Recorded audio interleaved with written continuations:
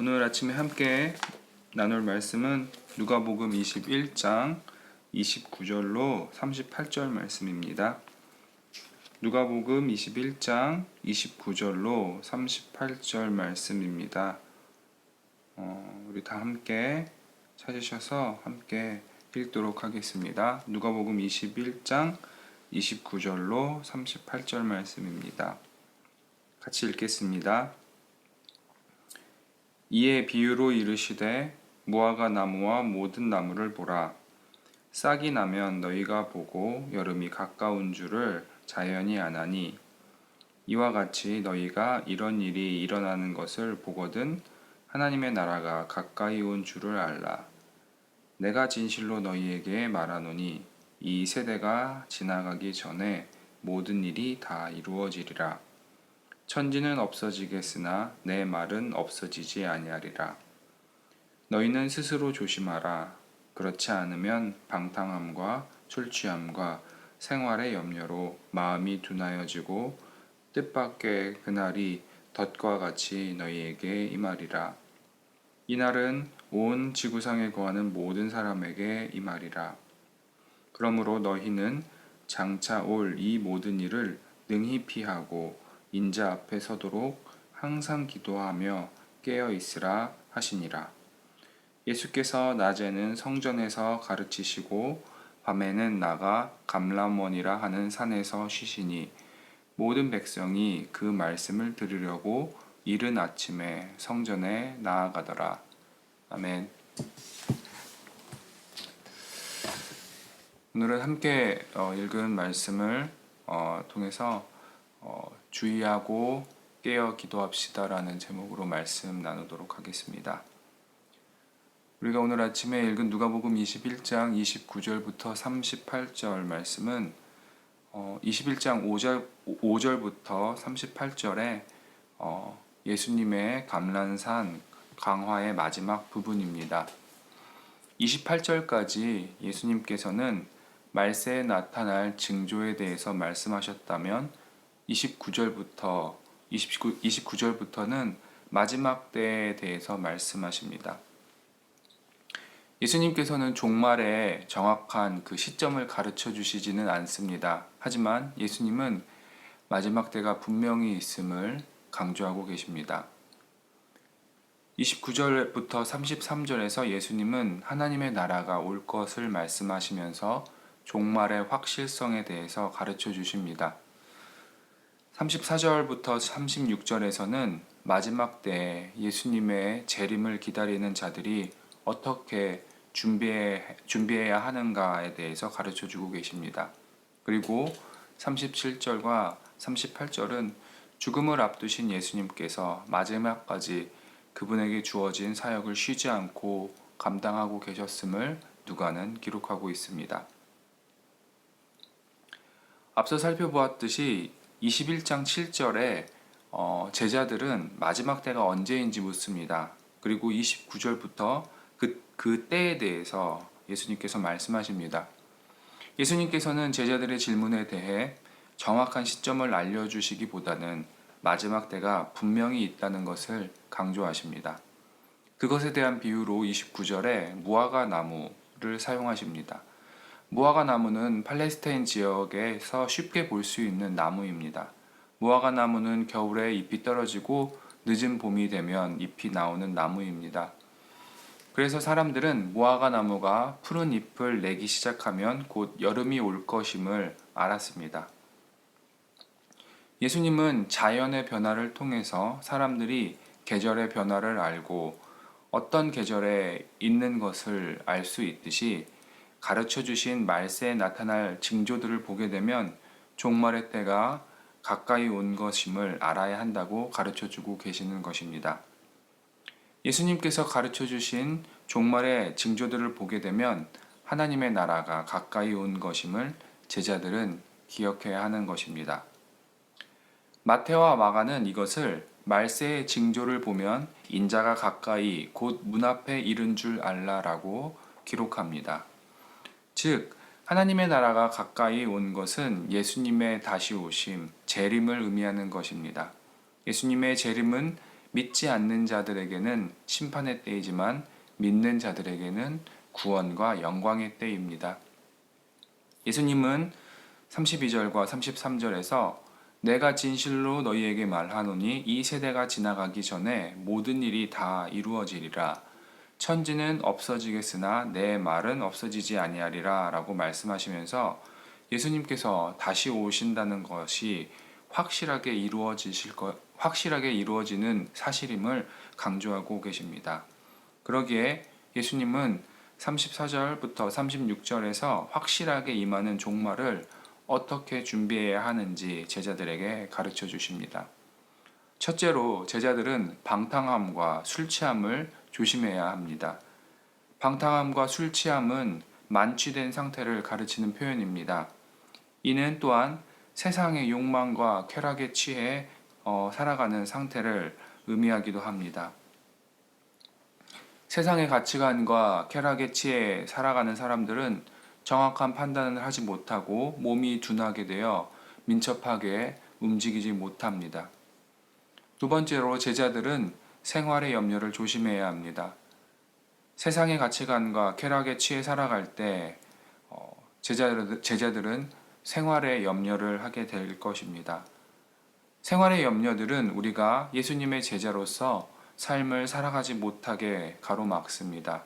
걱정과 근심의 마음의 상태는 우리를 예수님으로부터 멀게 만들고 이것은 결국 우리의 마음을, 우리의 영혼을 둔하게 만들게 됩니다. 이 종말은 뜻밖에 일어날 것입니다. 또한 온 지구상에 거하는 모든 사람에게 임하는 전 지구적인 사건이 될 것입니다. 예수님은 뜻밖에 임하는 종말을 준비하는 제자들을 향하여 예수님께서 다시 오실 때 제자들이 그 앞에 서기 위해서는 방탕함과 술 취함, 생활의 염려를 조심하고 늘 깨어서 기도로 그날을 준비해야 함을 가르쳐 주십니다. 자신의 죽음을 앞두셨음에도 불구하고 예수님은 사람들에게 이러한 가르침을 최선을 다하여 가르쳐 주십니다. 38절에 모든 백성들이 그 말씀을 들으려고 이른 아침에 성전에 모였다고 기록합니다. 유월절을 앞둔 시점에 예루살렘에는 많은 사람들이 모여 있었습니다. 그 사람들은 예수님의 가르침을 듣기 위해 이른 아침부터 성전으로 모였습니다. 성도 여러분, 오늘 말씀을 통해서 종말을 준비하는 우리의 자세에 대해서 함께 묵상하기를 원합니다. 제자들은 예수님께 언제 종말의 때가 임할지 묻습니다. 그런 제자들의 질문에 예수님은 정확한 때를 말씀하시기보다 종말이 확실히 임하게 될 것임을 가르쳐 주십니다. 예수님께서 재림하시는 때는 하나님의 나라가 완성되는 때입니다. 그때는 예수님을 믿는다는 이유로 고난받았던 자들이 해방되고 구원받게 될 것입니다.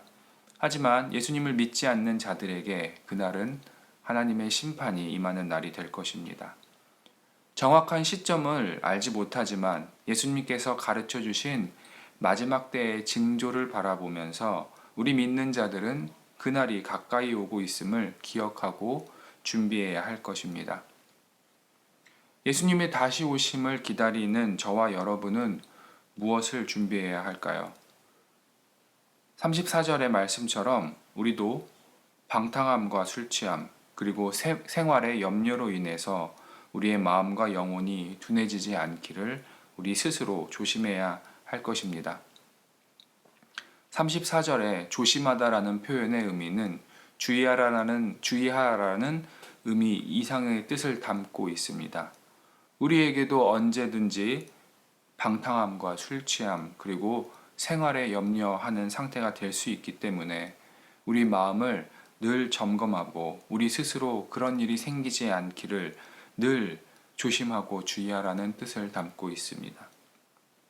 세상이 주는 즐거움, 세상의 가치관들과 철학과 사상들이 우리를 지배하지 않도록 늘 조심해야 할 것입니다.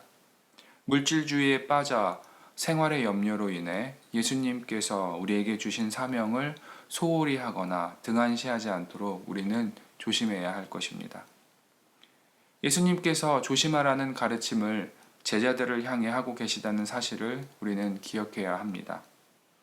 예수님의 종말을 준비하는 그의 제자들에게 마지막 때에 나타나는 징조들을 바라보며 스스로 조심하고 긴장하며 분별력을 잃지 않고 예수님이 다시 오심을 준비할 것을 가르쳐 주고 계신 것입니다.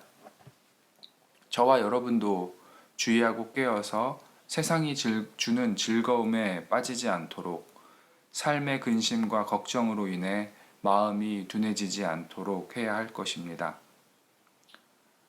21장 8절에 주의하라로 가르침을 시작하신 예수님은 36절에 기도하고 깨어 있으라 라고 말씀하시면서 그의 가르침을 마치십니다. 주의하고 기도하고 깨어 있는 것이 종말을 준비하는 우리의 삶의 모습이 되어야 할 것입니다. 성도 여러분, 예수님의 재림은 언제든 임할 수 있습니다. 그만큼 예수님의 재림은 확실한 것입니다. 뜻밖의 임하는 그날을 준비하는 오늘 하루가 되기를 주의 이름으로 도전합니다. 세상의 가치관과 즐거움에 빠져 방탕하고 술 취한 상태가 되지 않기를, 생활의 염려로 인해 근심과 걱정이 가득 차지 않기를 우리는 스스로 주의하고 깨어서 기도하며 예수님 앞에 서는 것을 준비해야 할 것입니다. 그래서 하나님 앞에서 저와 여러분의 마음과 영혼이 둔해지지 않기를 소망합니다. 오늘도 예수님의 다시 오심을 소망하며 선한 삶을 사는 것이 고되더라도 우리의 소망 되신 예수님을 의지하고 주의하고 깨어 기도하시는 저와 여러분들이 되시기를 주의 이름으로 다시 한번 도전합니다. 우리 함께 기도하시겠습니다. 하나님 아버지 감사합니다. 마지막 때를 살아가는 우리에게 이렇게 그 때가 확실함을 다시 한번 말씀을 통하여서 말씀하여 주심을 감사합니다. 언제든 예수님께서 다시 오실 수 있다는 사실을 우리가 기억하고 그날을 준비하는 오늘의 삶이 되어질 수 있도록 인도하여 주시옵소서. 주의하고 깨어 기도하며 우리의 영혼이 둔해지지 않기를 우리가 늘 준비하며 언제나 하나님 안에서 살아갈 수 있는 우리의 삶이 되어질 수 있도록 하나님 인도하여 주시옵소서. 그때가 언제인지 모르지만 그때가 확실히 올 것임을 우리가 믿으며 그날을 소망하며 하나님의 나라를 꿈꾸는 삶 살아갈 수 있도록 인도하여 주시옵소서. 감사드리며 예수님 이름으로 기도드렸습니다. 아멘. 하늘에 계신 우리 아버지여, 이름이 거룩히 여김을 받으시오며 나라가 임하옵시며 뜻이 하늘에서 이루어진 것 같이 땅에서도 이루어지이다. 오늘날 우리에게 일용할 양식을 주옵시고 우리가 우리에게 죄진 자를 사하여 준 것 같이 우리의 죄를 사하여 주옵시고 우리를 시험에 들지 말게 하옵시며 다만 악에서 구하옵소서. 나라와 권세와 영광이 온전히 하나님 아버지께만 영원히 있사옵나이다. 아멘. 우리 이 시간에 함께 기도하는 시간 갖도록 하겠습니다. 나라와 민족을 위해서 우리가 기도하기를 원합니다. 두 번째로 열방의 복음 전파와 복음 전파를 위해 수고하시는 선교사님들과 그들의 사역을 위해서 또 우리가 개인적으로 중보하시는 선교사님들과 그 사역을 위해서 우리 같이 기도했으면 좋겠습니다. 세 번째로 우리 말씀 중심 교회를 위해서 기도했으면 좋겠습니다. 우리 교회가 주의하고 깨어서 예수님의 다시 오심을 준비하는 교회가 될 수 있기를 기도해 주십시오. 세상의 유행을 따르는 교회가 아니라 하나님의 말씀을 따르는 교회가 될 수 있도록, 그래서 늘 하나님의 말씀에 민감하고 민첩하게 반응하는 교회 될 수 있도록 기도해 주시기를 원합니다. 이를 위해 수고하시는 담임 목사님과 교회 리더들을 위해서 또 교회 성도들을 위해서 함께 기도했으면 좋겠습니다. 그리고 오늘은 주일 찬양 영상 녹화가 있는 날입니다. 녹화로 찬양을 준비하지만 그 시간이 하나님을 전심으로 예배하는 예배의 시간이 될 수 있기를 우리가 같이 중보하며 기도했으면 좋겠습니다.